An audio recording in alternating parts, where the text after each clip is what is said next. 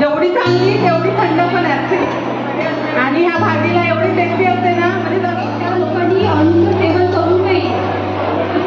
कृषी पंचायतीच्या हॅलो नमस्कार, मी काव्या संदेश शिकवण.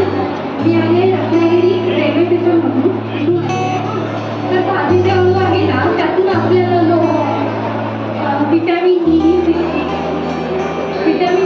बी असे माझा नमस्कार. लायन्स क्लब ऑफ रत्नागिरी यातर्फे आज आपण रानभाज्या महोत्सव आणि याची पाककला स्पर्धा आयोजित केलेली आहे.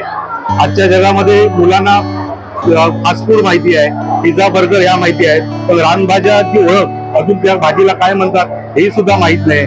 लायन्स क्लब रत्नागिरी हे घेऊन आणि सर्व मुलांना हे माहिती व्हावी म्हणून रानभाजी महोत्सव आयोजित केलेला आहे. पावसाळ्यामध्ये कोकणामध्ये ज्या भाज्या येतात ते नॅचरल उगवतात, त्याला खत पाणी घालावं लागत नाही की काय, नैसर्गिक त्या भाज्या इतक्या चविष्ट असतात आणि प्रत्येक भाजीमध्ये एक वैशिष्ट्य आहे.